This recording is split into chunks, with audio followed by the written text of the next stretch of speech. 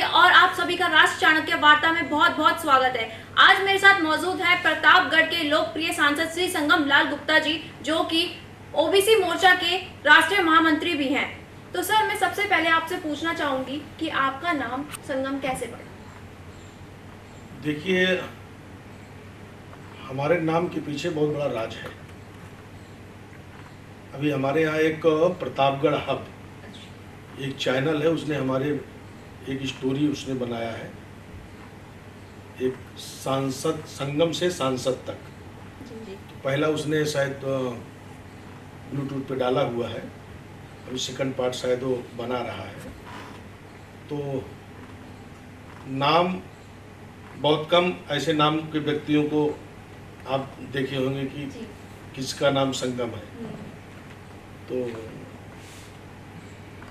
माँ गंगा, गंगा जमुना सरस्वती, वहीं से संगम, तो वहीं से हमारे जीवन की शुरुआत हुई है। इसके लिए लोग हमें संगम के नाम से जानते हैं। जी सर, मैं आपसे पूछना चाहूंगी कि जो आपका राजनीतिक सफर रहा है वो कैसे आपने शुरू किया, आप अपने हमारे दर्शकों के साथ वो साझा करें। देखिए, हम बहुत ज़मीन से अपने जीवन की शुरुआत किया और संघर्ष करते करते हम महाराष्ट्र पहुंच गए। वहाँ संघर्ष किए और वहाँ एक बिजनेस ज़मीन से स्टार्ट किया और बड़े बिजनेस तक का सफ़र तय किया। मेरे मन में एक लालसा थी कि हम समाज सेवा करेंगे। तो 2017 में हम प्रतापगढ़ उत्तर प्रदेश से विधायक बने और 2 साल हमने जनता की सेवा किया। और उसके बाद पार्टी ने हमें 2019 में वहाँ से लोकसभा का टिकट दिया और प्रतापगढ़ की जनता ने हमें हाथों हाथ लिया और हम 1.5 लाख मतों से वहाँ से लोकसभा का चुनाव जीते। पुनः पार्टी ने हमें संगठन में दायित्व दिया, ओबीसी मोर्चे का राष्ट्रीय महामंत्री बनाया। तो निरंतर हमारा उद्देश्य मोदी जी के जो सोच है, मोदी जी की जो विजन है कि समाज के शोषित, वंचित, दलित समाज के उत्थान कैसे हो, उनके जीवन में बदलाव कैसे आए, उस मिशन को, मोदी जी के मिशन को और योगी जी के मिशन को आगे बढ़ाने का हम काम कर रहे हैं। सर, मैं पूछना चाहूंगी, जो आपका प्रतापगढ़ में मंदिर बनवाया है आपने, तो उसके पीछे क्या उद्देश्य था आपका?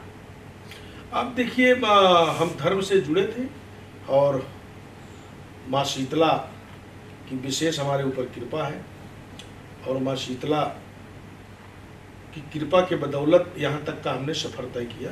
जी। तो मेरे मन में माँ ने सपना दिया कि एक हमें स्थान चाहिए।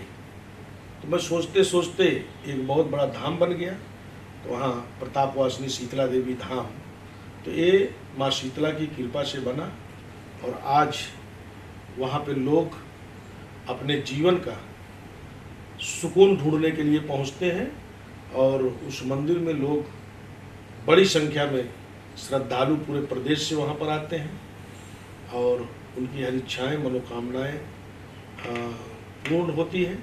इसके लिए निरंतर उसमें भीड़ें बढ़ती जा रही है। सर, जो आप ये जो गरीब, वंचित और मजदूर लोग हैं, इनकी सहायता के लिए आप क्या क्या कदम उठा रहे हैं? देखिए, हमारा कार्यालय है, हमने एक बहुत बड़ा हाईटेक कार्यालय बनाया है। वहाँ कर्मचारी 10 रखे हुए हैं।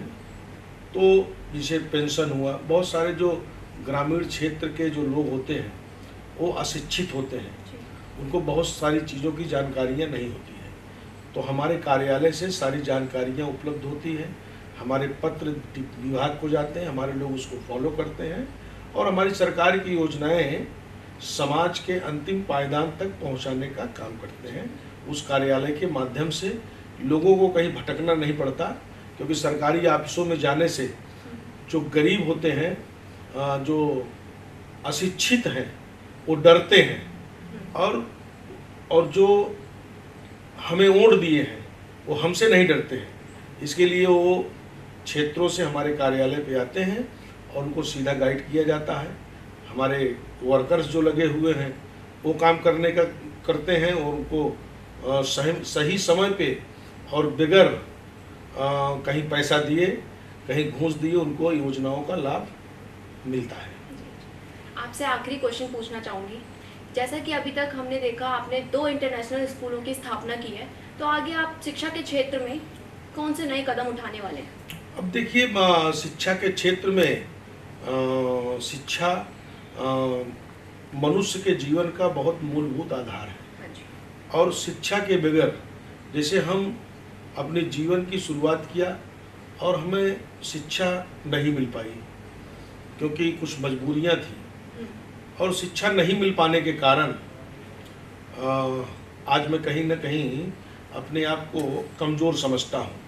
इसके लिए हमने अपने दोनों बच्चों को IITN बॉम्बे IIT से पास आउट हुए। मेरी खुद की बेटी डॉक्टर है, और हमें लगा कि एक शिक्षा के क्षेत्र में एक ऐसा विद्यालय हम खोलें, तो उसके लिए हमने संगम इंटरनेशनल एक खोला, फिर दूसरा खोला, और भी आगे हमारी सोच है कि शिक्षा के क्षेत्र में क्या होता है कि समाज में जो शोषित वंचित एससी समाज के जो लोग हैं, कहीं कहीं पैसे के अभाव में, बच्चों में टैलेंट तो होता है और पैसे के अभाव में वो शिक्षा नहीं ग्रहण कर पाते हैं, उन्हें कहीं कोई प्लेटफॉर्म नहीं मिल पाता है। इसके लिए ऐसे जो बच्चे हैं हम उनको प्रोत्साहन भी देते हैं, उनको बगैर फीस का अपने ही विद्यालय में उनको पढ़ाते भी हैं। उससे क्या होता है कि समाज तभी आगे बढ़ सकता है और देश हमारा तभी आगे बढ़ सकता है जब गांव ग्रामीण क्षेत्रों का उत्थान होगा। जितने बच्चे हमारे टैलेंट होंगे उनके जीवन में बदलाव होगा, उनके परिवार में बदलाव होगा। यही मोदी जी का विजन और यही मोदी जी का सपना है। जी, बहुत बहुत धन्यवाद सर आपका। बहुत अच्छा लगा आपसे बात करके, और मैं आपको धन्यवाद कहना चाहूँगी जो आपने अपना कीमती समय राष्ट्र चाणक्य वार्ता को दिया। धन्यवाद सर।